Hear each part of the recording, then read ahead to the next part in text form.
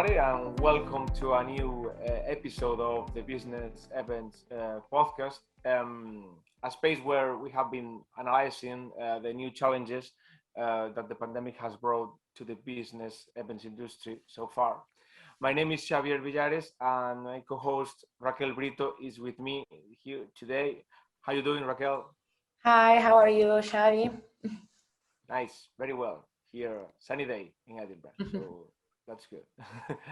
And our guest for this program is speaker coach Peter Hopwood. Hello, Peter. Hi, how you doing? Nice. How are you doing? Yeah, fine, all good. So I'm in Split on the Croatian coast, and it might actually just be as sunny as it is where you are in Edinburgh, surprisingly. Okay, that's great. That's great. So yeah, Peter, can you please just let us know a little bit for your really interesting background in this? Yeah, absolutely. So I'm a speaker coach. So I help companies, teams, individuals. I help them craft their stories, define their stories, and deliver their stories, either on stage, in a virtual setting, helping them to really share their ideas in the right way. Whether that's TEDx speakers, for example, as a TEDx coach, whether that's CEOs who need to stand up in front of a crowd, in front of a conference as a keynote, for example, and share their messages in the right way, or just simply, as I say, teams that need to boost up their virtual presence, their virtual speaking skills, and create that the right impression and the right level of trust screen. So that's one side of my work. The other side of my work is as a presenter, as a conference MC and host, really helping event producers and event organizers,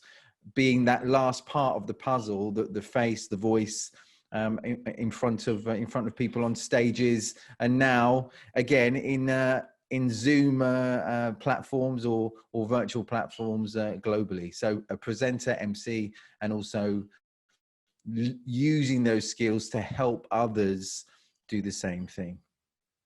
At the moment, you are working for a range of organizations, uh, both as a speaker coach and a presenter as well. Such as the European Commission, TED conferences, and you have been as well MC in the Mobile World Congress, among others. How was your relationship with them since the beginning of the pandemic?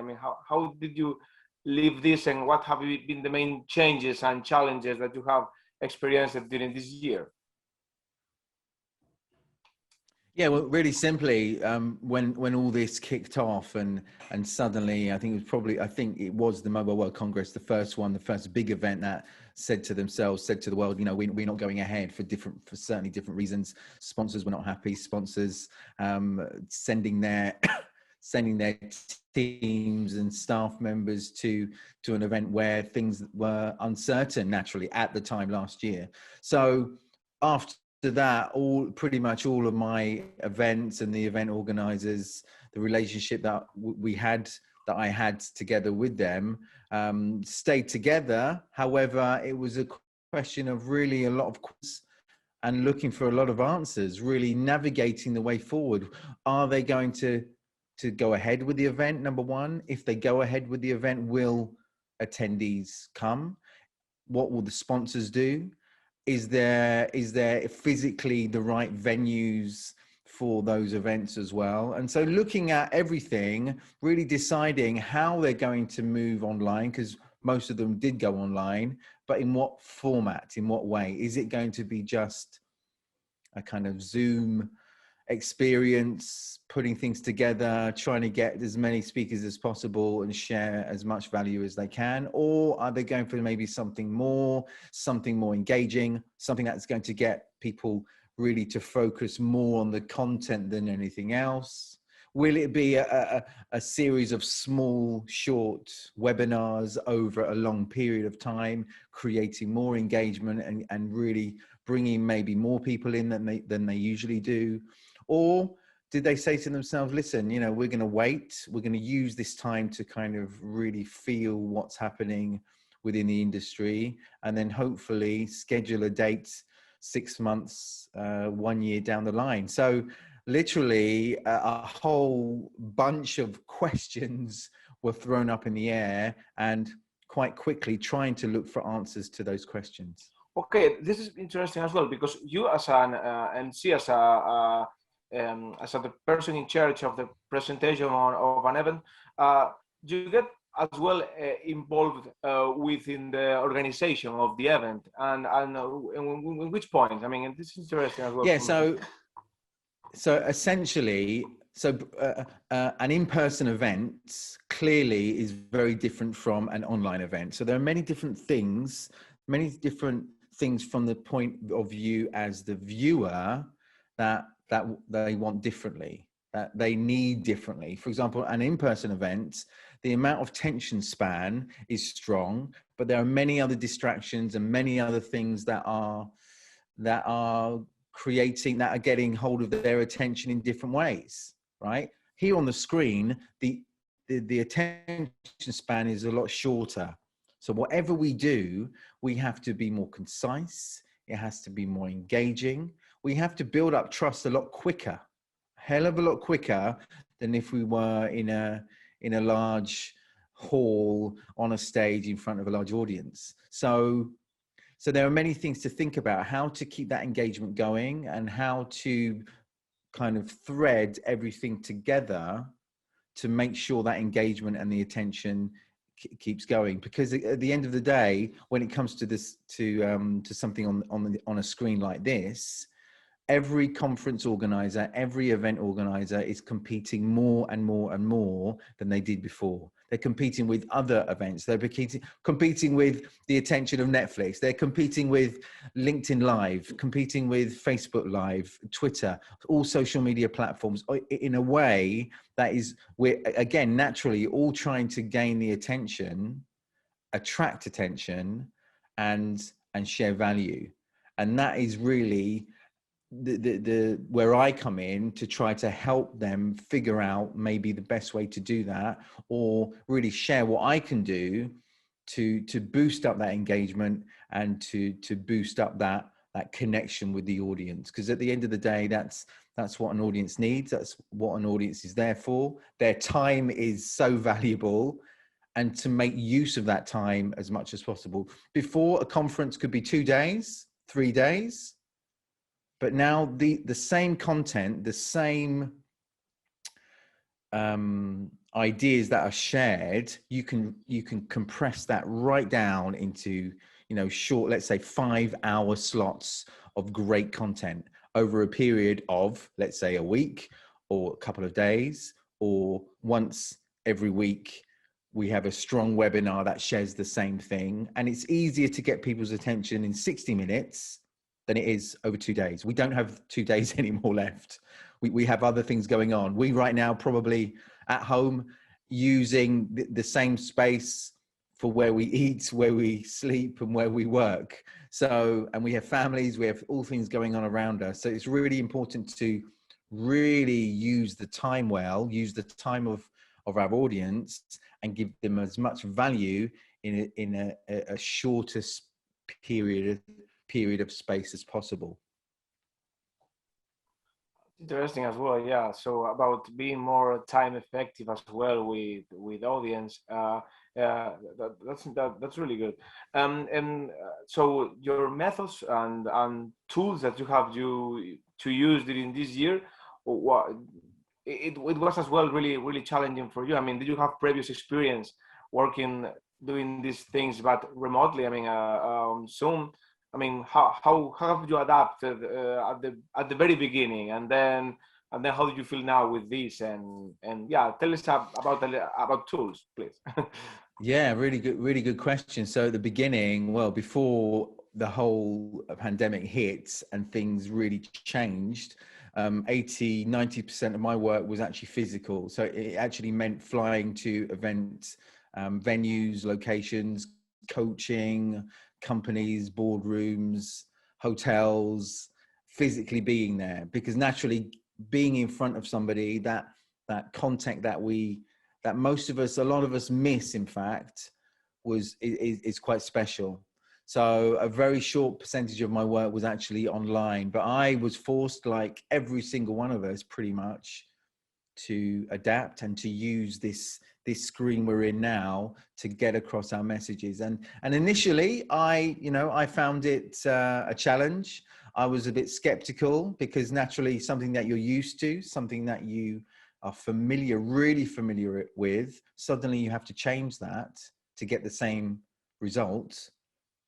It's quite daunting sometimes. So, but as time went on, I realized, there are many things you can actually do in this screen virtually that are actually even better and stronger. And you can still create the trust.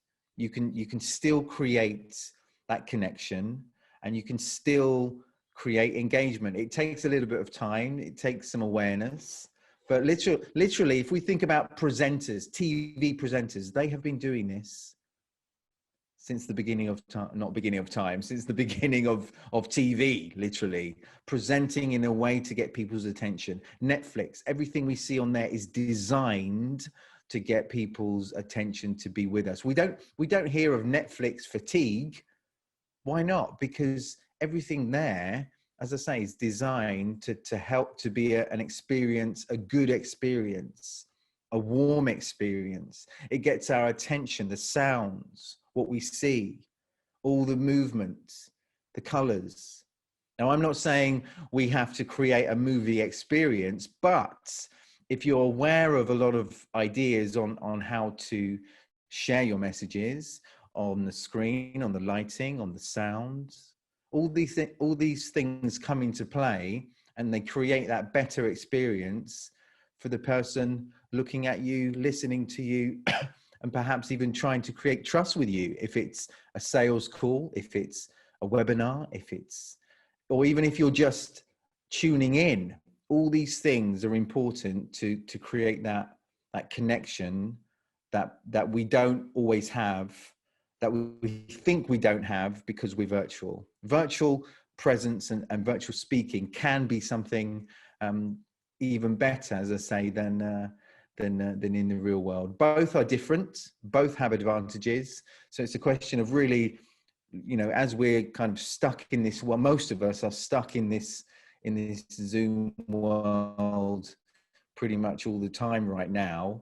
It's important to get used to that and really look for the benefits and try to use it to your advantage. So yeah, a lot of my work now is helping people do that, creating virtual speaking and presence training to help them move forward and really get good at using Zoom. And it's really important, your job in this time. And can you tell us a bit about your experience working in hybrid events? Do you think that the business event industry will fundamentally be the same after the pandemic? Yeah, I think certainly with hybrid events really at the moment are giving lots of value, even for many other events, in-person events, even more value, even more advantages perhaps than actual the event itself, because the reach is a lot stronger. Sponsors, clearly the benefits for them, if the reach is stronger, are really happy with this kind of format. I read a report actually yesterday. I think it's 72% of corporate companies are ready to continue to spend in terms of their budget for sponsoring events. So that's looking good. I think the reach, if you can really show as an event organizer that you've done really well and an engaging, strong event online, if you can show that and do that and get that, share that value, when it comes to going back to a live event, if that's possible to do a live event, all right, people are going to naturally want to be there because they've enjoyed this experience online. And one step above that is actually the experience in person. So a lot of the skills, again, a lot of the things that good event organizers are doing right now, that's going to continue. and they're going to be looking for even more ways to engage, more ways to share value online, more ways to reach out to more people. But eventually, ultimately, when the events, in-person events, come back, and if it's possible to be there in person, it's just going to persuade more audience members to say, listen, I really found value, and I trust this brand, I trust this event organizer, I trust what they're doing and the value.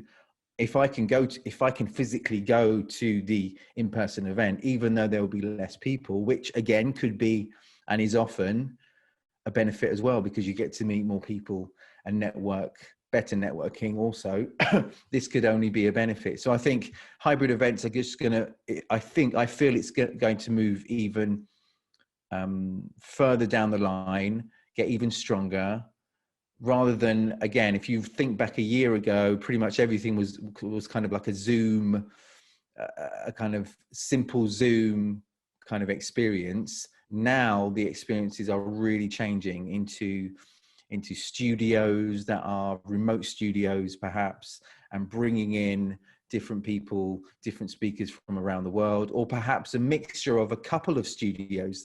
A great event I was with about a month ago. There was a remote studio in I think it was Cairo, a remote studio in Amsterdam, and a remote studio in London. So just that feeling, and audience members, listeners from around the world. So wherever you are in the world, this kind of experience of being connected globally is an attraction. It kind of feels good. It's a good thing. So I think it's going to continue in that way, and then when these events come back to the real world, if it's possible to do that, and if audience members are prepared to go there, and companies, if they're prepared to pay for that, because they right now, company, budgets for travel, there isn't much budget for travel, but you'll probably only really go to an in-person event or a meeting or an in-person exchange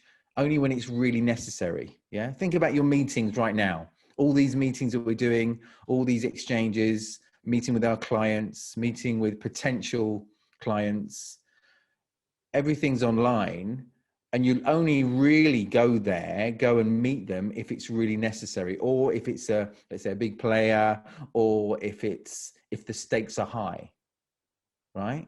So going to an event, I think, will probably be the same thing. Would a company actually pay for you to go there? And if it's going to bring back, if it's actually going to be bring back some return as well. So I think it's moving in the right direction. It's going to get stronger, even better, and even more creativity in terms of that ultimate experience online. Yeah, and currently you are based in Croatia. Do you think that the Brexit will be an additional issue for business events professional in the new time that it's coming? Yeah, listen, I think in terms of Brexit, in terms of European Union, this is only really an issue in terms of traveling, in terms of actually in-person events, being at different events, moving around. So I'm in, Croatia's in the European Union. A lot of my events right now are within this physical events, because we're still doing physical events here in Croatia. But again, the restriction, I think, is up to 20. But again, I'm finding a lot of studios are bringing me in, and we're doing a hybrid event, a small hybrid event. But again, the main purpose of that is really the reaching out to global audiences, bringing people and helping people understand more about what's happening here in Croatia. So I think in terms of Brexit, not really much difference. It's just the physical moving around, and at the moment nobody's really moving around anyway, so we'll see what happens. So for now, just online events. And yeah, absolutely, online events.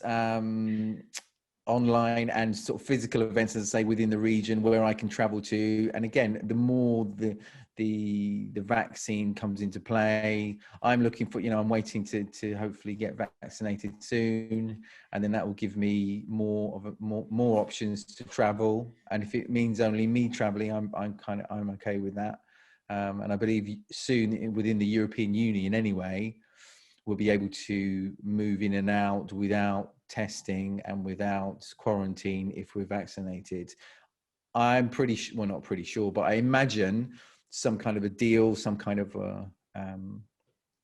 something will be similar to help people, again, within the events industry to move into the UK and come to Europe with the same, hopefully something similar, a similar scheme.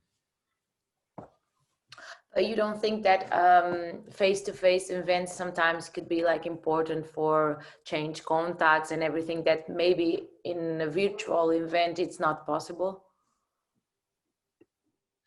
I think, listen, here in a virtual setting, we've become I think we've become even more effective, and we've become even more focused on the jobs we have to do. And so at an event, for example, the networking is good. It can be good, but you can actually meet or get to know or really exchange perhaps even more, have even more stronger exchanges online. That's the strange thing. Online, we can actually meet more people in a shorter time. We're more focused on the job at hand, or we're more focused on perhaps the value we can share with each other. Whereas at a physical event, it takes a little bit more time to do that. And that building up that trust, there are many other ways we can start to build up trust. But as I say, online, if you do it well, and you work towards the same goal, or work towards that, sharing the value together, I think that we've become more efficient online. So I think certainly it's helped me with my coaching business, and help more people around the world with what I do. We get to the nitty-gritty quicker. We can, we go on a call, and the purpose of the call is to find out, our initial call is to find out whether it's a good match, whether I'm a good match for them, whether they're a good match for me, for someone that I can really help move forward.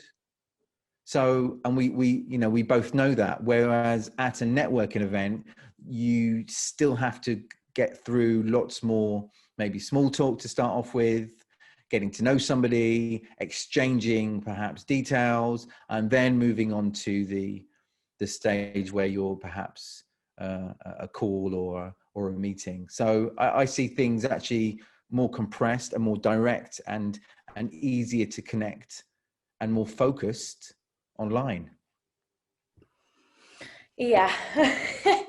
It's also a challenge, I think. How is it for you? What's your opinion on that? I'd love to hear. I think also face-to-face events are important, not just for this contact, but move all the economy that a destination have, and the contacts with other people are important also. And I think sometimes virtual events don't allow to give this to the other persons. And I don't want to live sometimes in the future in a world that we just live at home and we don't have this connection with the other persons. That I think it's also important. I fully agree. I mean, the contact is good, and it gives you things that you can't get necessarily in this virtual world. Absolutely. But when we talk about the efficiency of really focusing on tasks, in this virtual setting, it really does help with that. Building up trust, naturally, for most of us, we can do that better in the real world. So a kind of mixture of both, I think, is important. Yeah, for sure. Xavi, I don't know if you want to say something. No. It's fine. I mean, I'm enjoying the conversation that you're having now. I mean, it's just yeah, I think that all of us are really missing to meet other people, generally speaking. And I think that even the people that really didn't want too much, like go to events maybe and and connect personally. I think that even they are still they are starting to miss this kind of contact because I think that this tough year has many things that we can learn from this, and I think that that feeling is widely shared. So yeah, I think at the same time that the new technologies that are bringing now changes, some of those changes they're gonna remain, but at the same time I'm pretty sure that people are really eager to see other people in the same stage. I think so. It's like, how's it feeling? Yeah, I would agree. I mean, we remember events. We will remember events or that whole experience of attending an event more usually than online virtual exchanges. We do these every single day. So things, to stand out in our memory, it's really difficult to do. If I ask you, over the last like 2 weeks, tell me, which Zoom calls or which exchanges stood out for you, probably difficult to do that. But if we think of an event, all those things connected with what we see, the hotel we're staying in, the meal we had in the evening, perhaps with some of our colleagues, some of the conference speakers, their presence, what they were sharing, all these things can add to the experience. So yeah, very different experiences, but both I think have things that are really good, and so it's important to kind of find a balance between the two. Yeah, for sure. Yeah, I agree with you. And we just have two questions. The first is, how can people who are listening to us find you and get in contact with you? Can get in contact with you? Yeah, easiest way is just go straight to LinkedIn, find my name, find what I look like, and I'm pretty sure it will be me, although there may be an imposter out there, but it's usually me. So, reach out, have a look at what I'm doing. There's lots of things that maybe would be something we can collaborate on, perhaps on the event industry area, or even virtual speaking and presence training. So a lot of what I'm doing right now is helping teams and companies, organizations in all different sectors to really get good at using Zoom, get good at using this virtual experience. So it's training, and if you feel like you need, or not specifically you, or maybe your team needs a bit of a boost, or would like to take their virtual speaking and presence skill set to the next level, reach out, get in contact, and let's see where we can collaborate. Yeah, thank you so much for this special information. And the last question is a special question that our podcast have, that we would like to know which song in these sometimes hard days, I don't know if, but during this pandemic, is your favorite song that you listen and say, okay, I need this mood for now. That's a really good question, because for all of us, we've been thinking a lot.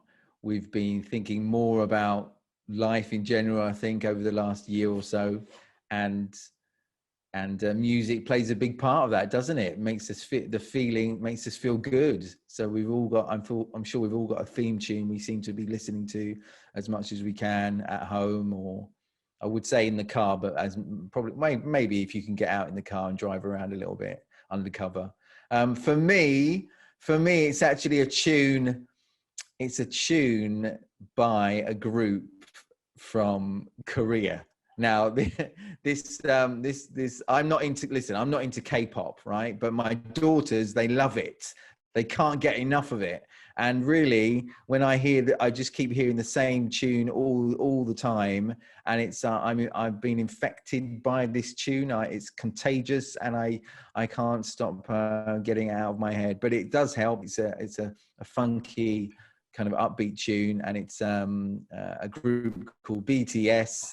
And the name of the song is Dynamite. So if any mums and dads out there, you'll know exactly what I mean and who they are if your kids are into, well, daughters perhaps, maybe boys as well, but daughters into K-pop. So Dynamite by BTS. That's a really good one indeed. Okay, that's and do you know them? Really original. Really did. Yeah. That's great. That's great. You should play it. You should play this out at the end of this podcast. Yeah, we will put it. Indeed. Yes. We will share it as well.